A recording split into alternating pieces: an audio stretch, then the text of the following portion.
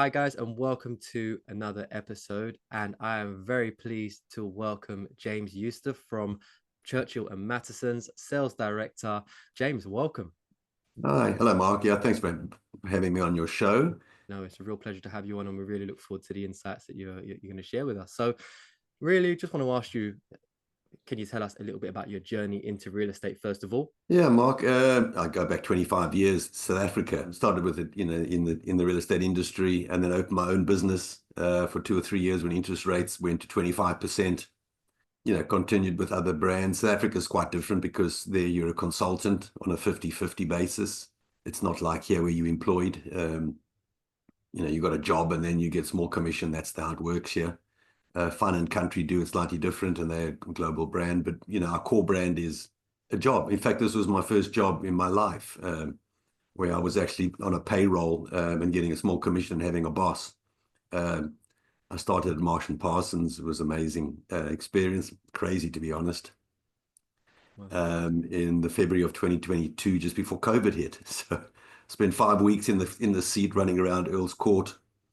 Everything looked the same. It was freezing. The doors were opening the wrong way.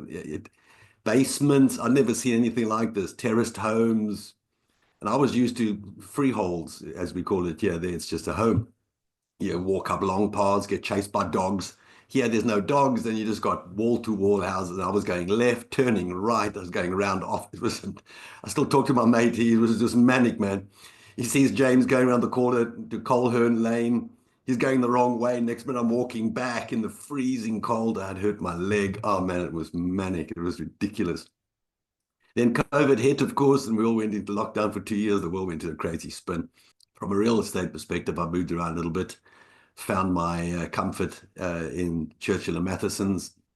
Really enjoying it. I've been here for about a year and a half in the Acton, Holsden area. So it's northwest London, W12, a bit of Shepherd's Bush. The different areas have completely different cultures. That makes it amazing. It, in fact, feels quite like home. Holden's got a big Jamaican population and a real mixed group of people. So I love reggae. So I can hear it in the streets. So it's really vibey. So yeah, enjoying my time at Churchill Mathesons. Yeah.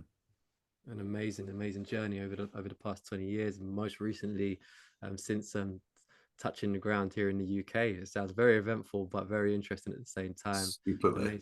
Amazing to get a fresh take as well on the UK and your local area, not just from a real estate perspective, but from a personal perspective as well. So thanks for sharing that. I mean, I know you spoke a lot about COVID and it hitting hard, and obviously not just for personal reasons, but for the market. If we're talking about the biggest change you've seen in the industry, what were you seeing in the past 2 to 3 years as an effect? The markets, no matter what you're selling, don't like change. They don't like uncertainty. I think if I go back a little bit, there was Brexit. That's a massive change for markets. The uncertainty of what's going to happen, gives you sort of paralysis. The market stops and waits. Everyone waits. If there's an interest rate change, they wait. So the UK's been through a lot. COVID hit. Wait and see. The world went through a complete tailspin. And that was monstrous. We then had a change of government. So all these things just affect the market. COVID was wonderful. There was a stamp duty reprieve, and the market soared. People were selling. Everyone was leaving London for the country. There was a massive exodus. Country properties went crazy. But I said to my colleagues, it's not sustainable. London is old-fashioned, and so everyone, he's got these big buildings in the bank, and these are investments, long-term leases on these big buildings, and the boys are going to come back. Everyone thought they could work from home. It's going to be it's going to be like this forever. London want to see you in the office. They want you nicely tied up. They want to see you. It's a job. We traditional. And I said that it'll all come flowing back in sooner or later. Unless you're living in the country and you're on a main line coming in quickly to London, you're going to be selling your house in the country and coming back into your flat. And that's what happened. Massive migration out of the central London area during COVID. But the market was high. There was lots happening. But it's now a buyer's market. It has been for a long time. London doesn't like that. I think before I came to London, it was this, I'm going to come to London. It is London. This is the city of cities. And it always will be a great investment. We got the crown, we got the pound. Real estate in London, no matter where you buy, has always been a magnificent investment. 6.5% year-on-year growth. There was some time before I joined, there was 15% growth. So, you talk New York, London, Paris, these are just cities. They can't go away. And real estate here is just, a safe bet. But we've had ups and downs. And the landlords and the freeholders have been spoilt. They could ask whatever they wanted. Now it's changed. It's a little bit more pressure on them being smart and, dodging a little bit better because it's a buyer's market. That means there's more properties on the market than there are buyers, and the buyers are now in charge. And so they're coming in cheeky, but landlords are saying in certain areas, I don't get my price, I'm not selling. And a lot of these areas where I was previously, they weren't geared, there was no mortgage pressure, they just took it off the market. And that's wonderful because there shouldn't be bargains. I protect my clients. You want a bargain, they come, I have buyers saying, if there's a bargain somewhere, go somewhere else. Bargains mean that my clients are losing money. I want people in real estate to make money. So, and also, why would you as a buyer want to come into a market that's crashed or an area that's just lost value? Why would you do that? Because you might be that next landlord where it loses value on your asset. So when people are looking for these things, the long term in an area that fluctuates, you don't want to be there. You want to just be in a gentle growth, fair value, take what you can get, pay the man a fair amount for his property, and you'll get your growth in the long term. So, but yeah, I think that whole buyer's market has changed the way I think our clients see it, and we as estate agents have got to educate them that it's we're not in charge. Yeah, we can defend prices, but there is got to be you got to be able to dodge this one a bit. We've got to be a bit smarter this time around. Yeah. No, that's an amazing perspective. Thank you. So, really, if we're talking about the business strategy, yourself as a sales director, how are you adapting the business strategy to the current market conditions?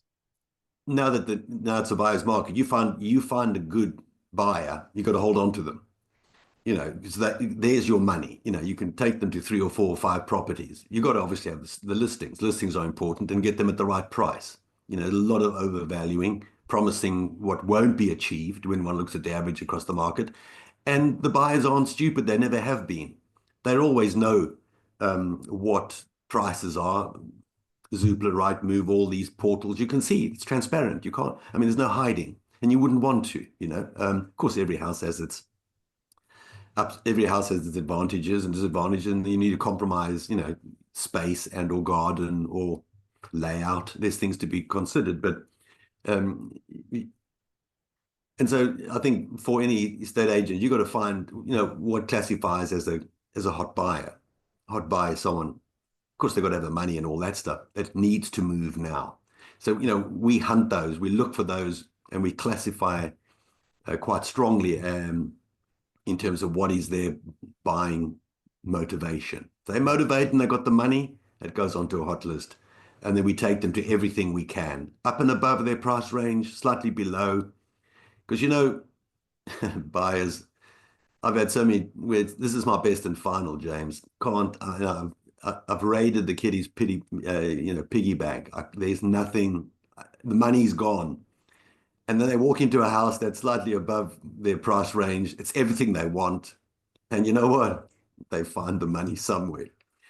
If it's behind the couch, the stuff that fell out of their back pockets, or the granny, grandpa, dad, mother, brother, sister, it's a passionate buy. It's emotional.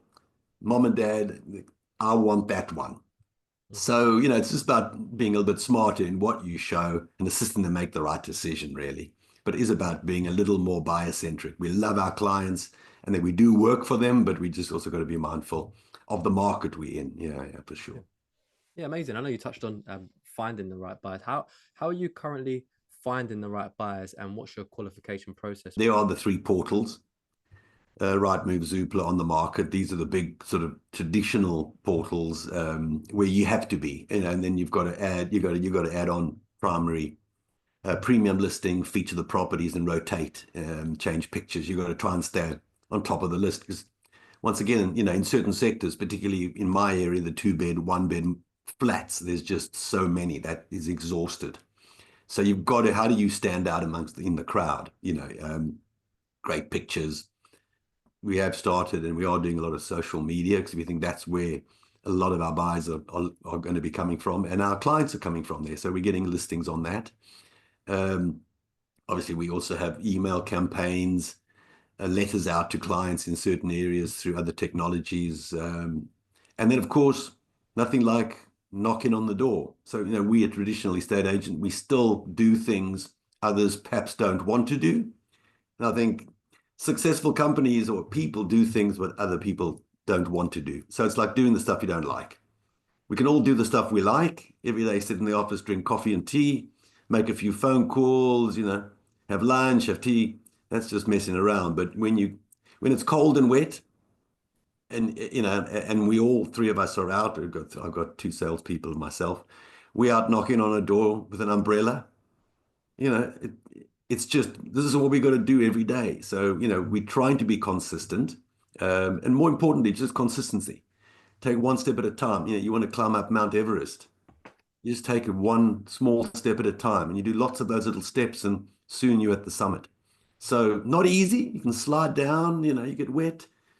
But while we're doing what they're not doing, we're leading. And for us, that's probably the most important sort of culture that I've tried that I am installing in the team. Yeah. Doing the things that your competitors don't want to do is going to set you apart, I'm sure. I'm talking about the residential sector now. How are you approaching risk management in today's economic climate? When you look at residential, these are long-term investments. So, families are not looking, property's never been a quick flip. The investors can flip, make, and extend, but families looking to settle. So, mitigating the risk of, obviously overpaying, and that's not going to be a problem because people have, access to data. Am I overpaying? You can see comparatively. Yes, homes are emotional buys, and someone may pay more than what they should, but it doesn't matter. It's a home. And so you want to bring up a family in a safe environment, in a great area, in a lovely home that suits your needs with options to extend. Then there is no risk. Obviously around good schools, transport, these are the things that make a home attractive. There's only 5 rules to real estate. Location, location, location, location, location. There it is. You can't move the house. You can change the color, you can extend it, you can expand it if there's options, but absolutely location, and that's what drives and reduces your risk, because one day someone's going to want to, if you move, and you're likely in 7 years, that someone's going to buy your home, and there must be compelling reasons, why you bought it and why you think you can sell it. And of course, if you can extend in any way, shape or form, up, down or sideways, most of these areas, you're building at 300 or 200 pounds a square foot, selling at 6. It's a no-brainer to extend your house. So any square footage you're putting on is making money for you in the long term. And of course, you're enjoying the benefits of an extended home. So no risk in investing in property in London. I hope everyone's listening. Buy in London. I mean, from an operational standpoint within your sales department, what's working well for you in the operations? My 3-year-old grandson can open the door and let you in and do a viewing with you. Yeah, walk you around the house. Of course, you assist buyers visualize where their furniture would go and how they would live here, and you sell the lifestyle. 2-bed, 1-bath flat with a rear garden. There's lots of that. You're selling the lifestyle, but more importantly, once the offer comes in, is the process about holding on and the conveyancing side. I think maybe it comes with my gray hair, holding the deal together. You just got to become a psychologist, you become a dad, you become all sorts of things to help buyers stay in the transaction and help, get solicitors working and have good relationships with amazing solicitors. That's also paramount. So there's so many people in the cog in the wheel, that it can all slip through, and we can, suddenly you've got 6 months to a year, you still haven't exchanged and completed because of all these things, and there's surveys. So have the right people, have the right team, outsource to the right people, and you can get deals over the line. Yeah, amazing, amazing. What I take from that is you saying to ensure that you're well prepared, or as prepared as you can be, to keep the buyer in the right frame of mind, and to keep everybody Yeah, level you got headed. to you got to keep it moving. There's so many things that has to happen. And it's contracts and it's solicitors and they're not talking to each other and it's communication. So that is a weekly drive. You know where you are within the stages of all your deals, and we do so many. We just sell houses, so we just got so many on the go, that it's you need a good team behind you to hold on to that. And I know you spoke about the platforms, the traditional platforms at the moment, online and listing properties, but how are you balancing technology adoption? Yeah, I mean, everyone's got everyone's got a CRM system, so something, a telephone links to a CRM system, you can see who's calling. So it's just speed and zest. I think technology, without it, you'd be on, flip files, and that wouldn't work. Has made it easier. I don't think it's made it quicker, because I'm kind of old school. So yes, I was in real estate when we had computers. I'm not that old. Okay. I can see you looking at me thinking, this guy's got to be really old. But it just allows us to do more. I don't think it's got any quicker for us to take time off or have a break. All this technology has driven us just to do more and more and more, quicker and quicker and quicker. But yeah, without it, it would be literally impossible. So our stuff's all integrated, one button and we hit all the websites. We've got another tool that goes onto social media, but two technology platforms that drive our business, and everyone's got views on everything. So Great stuff. Great stuff. And what's your approach to staying competitive in your market? but just having good people, good processes, decent technology, and as I said before, just do things that they don't like doing. You've got to get our clients trusting you that you're the best person to represent them and sell their biggest asset, and then have a team that can deliver. So I got to promise something on the one end, a type of service that everyone's aligned with that, and we deliver it. It's from the very first touch point. It's the first hello, how we say hello, to how we say goodbye. And I think that whole process, if you've got the right people, you don't have to manage it. It's just instinctual. See, and I Yeah. know you touched on there about having the right team and the right people with the right attributes. So, how do you approach building and maintaining that strong team? It's just about leadership. I don't manage. And if I've got to manage someone who's an adult, if I've got to spend my time managing, micromanaging, watching, I've lost it because I'm going to be too busy below deck. I don't want to be below deck. I want to be on top of the deck, guiding the ship in the right direction. And I know downstairs they're paddling. I don't care how they paddle. They just got to paddle.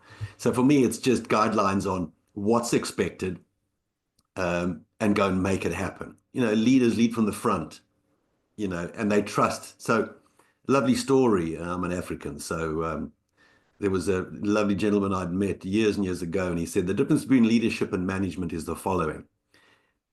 If you look at a herd of goats with there's someone tending the goats, and he stands up and he walks, and the goats follow. The goats trust him that the leader's taking them to greener pastures, to where the water is, and the goats will literally follow the herds person. That's leadership. And he's listening for the hooves, and he knows when, and he's not watching them. He trusts they're following. And when he gets to the point where his destination, he looks back and the whole herd has followed and they're standing comfortably. That's a leader. Listening without looking and trusting. He says, if you want to herd those goats into the kraal or send them off into greener pastures, and you got up and walked, they wouldn't follow you. They don't trust you. You'd have to chase them from behind. You'd have to watch them. You'd have to, herd them, dogs and or sticks or stones, and they'd be suspicious of you. They'd keep looking back to say, what's coming next? Yeah, that's management. And for me, I can do that to my grandson, help him and manage him and don't fall. But to adults, follow or fall. But most often, the leadership's critical, and having that trust relationship that they're going to do the best they can. Amazing. Thank you for that one. No, that's You can use that, free of charge, no royalties, eh? I will always bounce it back The to farm you. story. Chasing, looking, checking, managing. See, the problem with that is, it's like a teacher over your shoulder when you do an exam.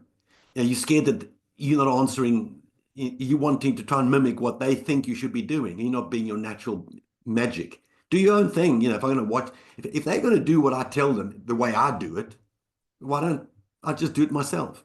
Everyone's got magic to do it their own way and style. Be natural. Success comes from unlocking the magic in everyone. Yeah, there we go.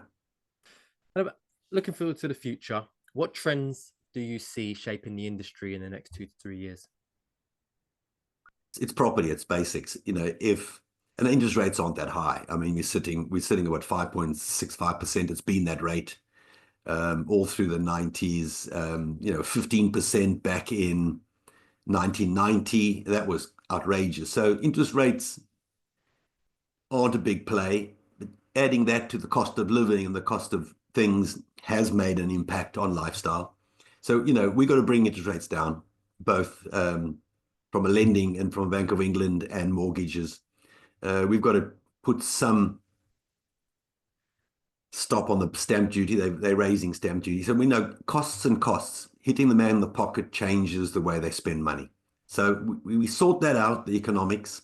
Obviously, we're all connected to global pain. You've got change of government in America, and he's looking at sanctions or putting tariffs on the EU, on England. So there again, there's stuff happening. And with that uncertainty, people will, make decisions based on those things. So I think when things settle down, London will return out of its bumpy ride and start flying again. And I'm very optimistic. We have between 9 and 14 million people coming in out of this city and out of the UK. It's still the UK. I think there's huge potential. I think we're going to go into a massive boom. It may not be, exponential growth, but it's still a great place to invest in. And I'm very optimistic about the future. What advice would you give to others in the industry about preparing for future challenges? Well, you got to have your finger on the pulse, understand where the market's going. If you miss the market and you start behaving in a certain way, you've got to adapt. So it's being a chameleon. Are you looking behind you, up, down, and you're changing your colors? And so a buyer's market's very different to a seller's market. You've got to adapt different styles. You've got to price things differently.